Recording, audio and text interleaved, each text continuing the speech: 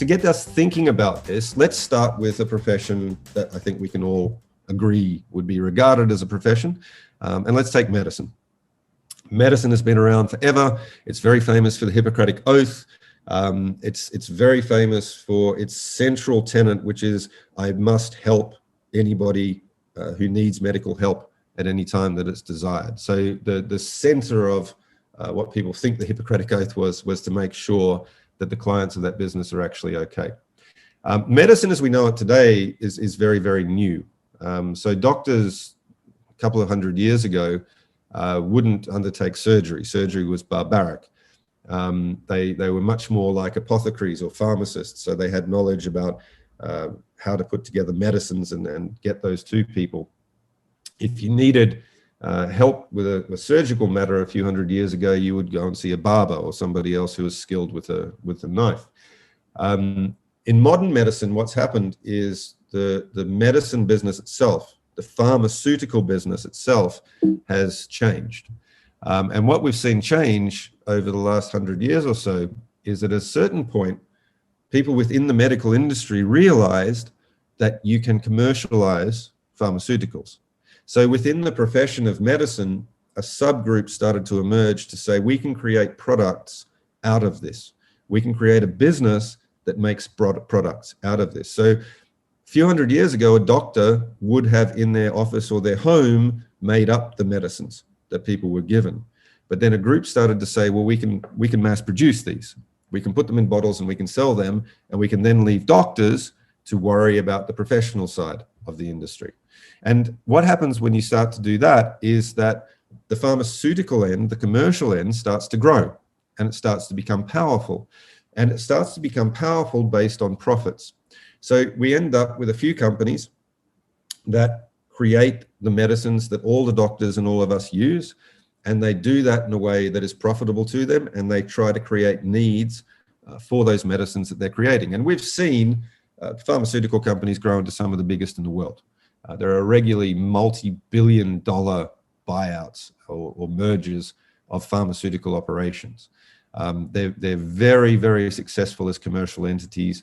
They're fantastic at commercializing certain products, and they're very good at distributing those through both direct means and intermediated means with the doctors that they're working with. If you go and sit in a doctor's office for a day, it's a very interesting thing to do.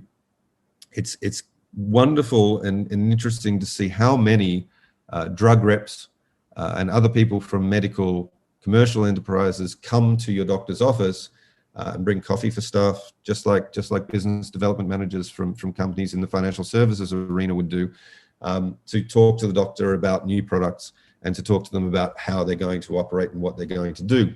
And if you want to know who your doctor sees and which companies your doctor's dealing with, just have a look at their calendar, have a look at the model of the heart on the desk, because there's a company name on all of those. They've been provided with those by companies. And they are encouraged to write scripts for those companies that provide those solutions to them. But you know, the interesting thing is, if you talk to a doctor and ask them what they do, they don't tend to say, I sell drugs.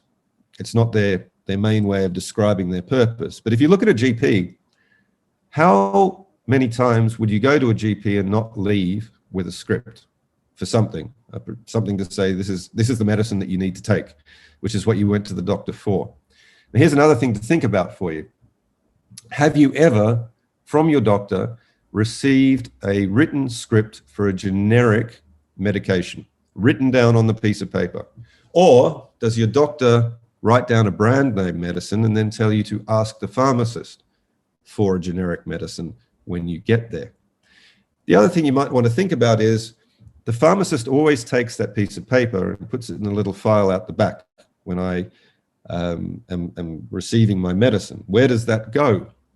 And the answer is that goes back to the drug company, so that they have a track on who or how many products has gone through that particular doctor's office. So there's a relationship that exists. Now, doctors, I'm going to assume, do not have the time or the need to see 18 different representatives from 18 different drug companies. They probably have a relationship with one or two, and they write scripts for them. Now, is that a problem? No, probably not, because 95% of what each of the companies do is going to be very similar. Whether I get Panado or paracetamol from a different brand name doesn't make much difference to me. And the doctor actually puts very little emphasis onto that product that they're giving me as a solution. In fact, if I go to the doctor, what they do is they put all the emphasis onto me. They ask questions about me. When they've finished asking questions about me and taking my opinion, they then tell me to lie on the couch so that they can make some decisions about what's going on and use their knowledge to start to understand it. And it doesn't matter how much I understand my single need. When I go to the doctor, they're not going to listen to me. They have a process that they follow. I can't go to the doctor and say, I have the flu, please give me antibiotics. The doctor will say, well, I'm sure you have that opinion and I'm sure it feels that way, but let's go through a process to make sure nothing else is going on. Let's get the right diagnosis from you. They'll take your blood pressure, they'll check your heart, they'll bang on your stomach, they'll listen to your chest, they'll go through a standard process of diagnosis to work out what's going on. The other thing to understand about that diagnosis process is they're not trying to establish whether you're right, they're trying to rule out other things that might be happening. In some cases, doctors will then look for extra information and they'll refer for that information. They might take blood and send it to a company that's expert in understanding blood work. They may refer you for x-rays. They might refer you to a specialist to say you need to look at this through this person's eyes to understand what's happening. When they've gathered all the correct information, they'll then prescribe a solution. And they don't explain that solution to you. Clients, I don't know about yourself, but I've talked to a lot of doctors about this in building this analogy. Very few clients sit down and say, can you explain to me exactly how the drug works, please? Could you explain the process of what it's about? The doctor talks to you about the outcome you need to manage. You need to take this medicine for this period of time, and you then need to come back and we need to reassess what's happening with you. And they will then charge you a fee for the time that you put into that process. You will leave with your script, you will fill the script, and you will then go through a process of following that doctor's advice. Now, behind the scenes, if you look at this from the pharmaceutical company's point of view, they've got a whole network that they've built around distributing their product. And the doctors are very central to that network. So the relationship that the drug company has with your doctor is very important to that drug company. They want as many doctors as possible trusting them first and prescribing their medicines initially. And it doesn't work the way we work. There aren't commission payments directly paid, but there are very much indirect commissions paid from drug companies to doctors that exist. Doctors will frequently be invited to international conferences or local conferences. Their transport will be paid, their accommodation will be paid. Doctors will frequently be asked to address an audience or to give a talk, and they'll receive a speaker's fee from a drug company for doing that. They'll be regularly taken out for meals, other things along those lines to encourage and grow those relationships. And we're all used to those types of ideas existing between commercial entities and businesses like our own. So in the medical world, those do exist. And it's not just drug companies, it's machinery companies and others as well that have products that they want distributed through these means. And yet, when you sit down at the doctor across from the desk, they don't say to you, listen, it's very good to see you today, John. But before we get going, I'd like to tell you a little bit about Encore Ingram. They're a wonderful drug company with a large range of solutions. And what we're going to do today is try to identify what needs you might have for those solutions they have available for you. If that was the case, you would get up and you would leave that doctor's office. The reality is, though, you will leave with that solution in your hand, although the doctor will never talk to you about the solution. They'll only talk to you about you. Now, understand that. The professional talks to their client about themselves. You trust the knowledge and skills that the doctor has. They don't explain that to you. They do not need to explain to you, I learned this, I went to this degree, I followed this process, I have this compliance model, I've got this many CPD points.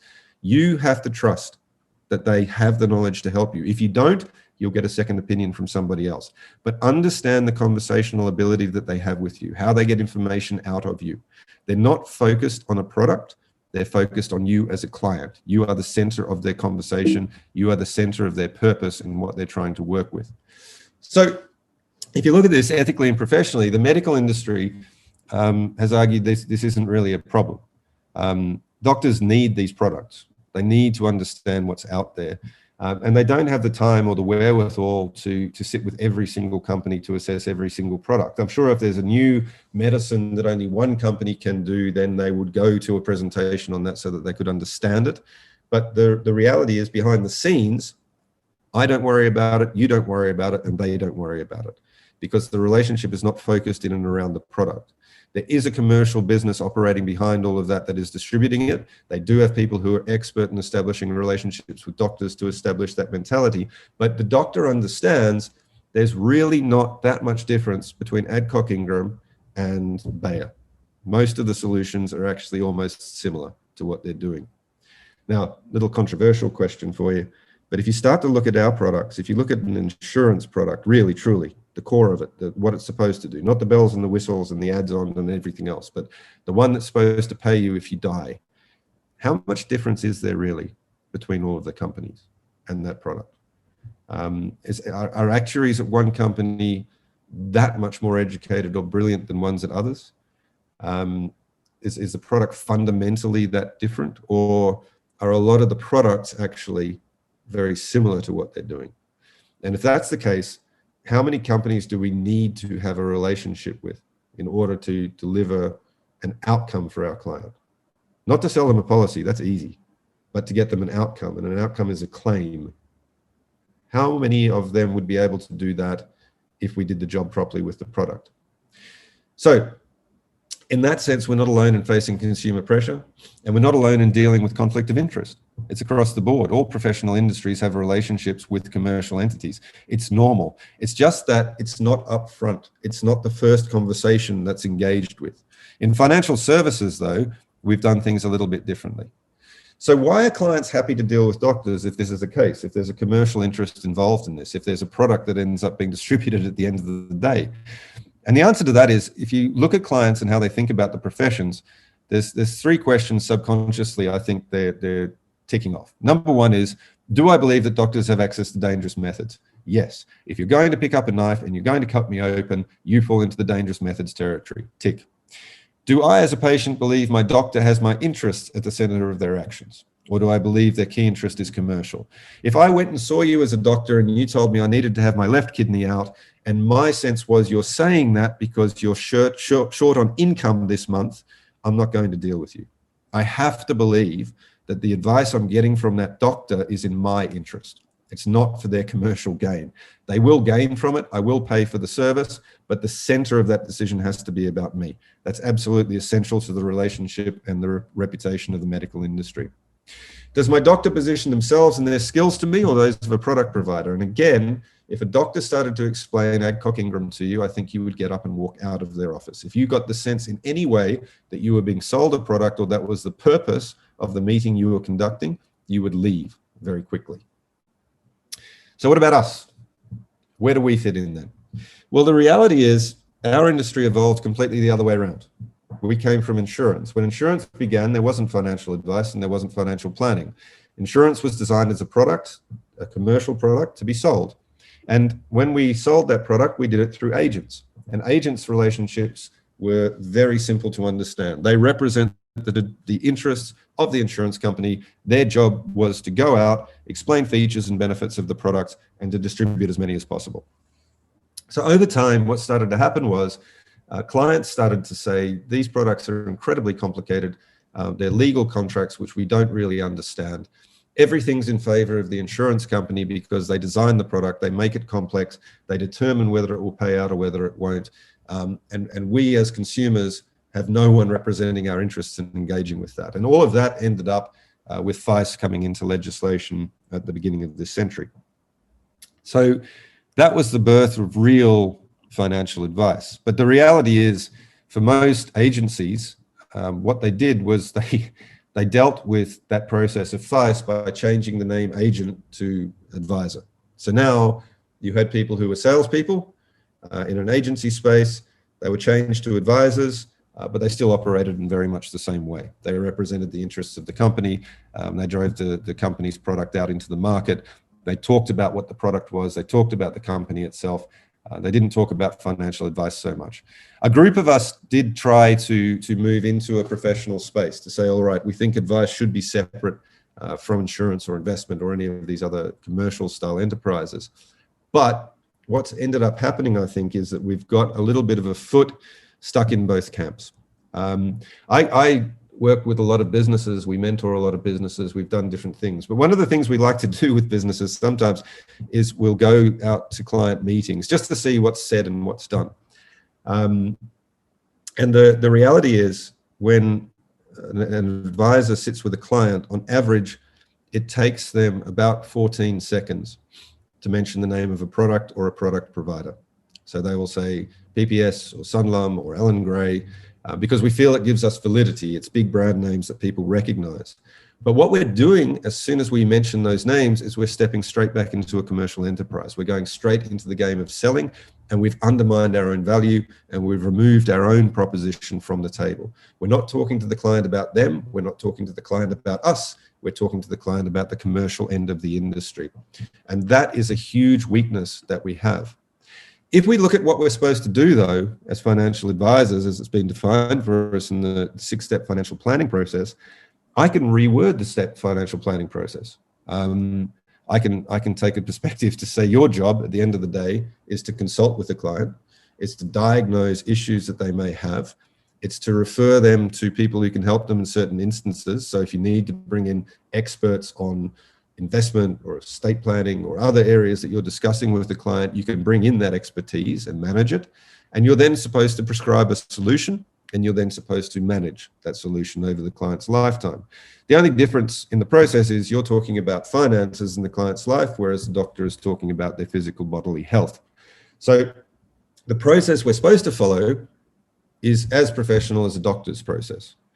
The problem that we've got is that we're not talking about the client through this process. We're focused on the product as we move through that process. And that's left clients with varying ideas about who we are and what we're doing in our industry.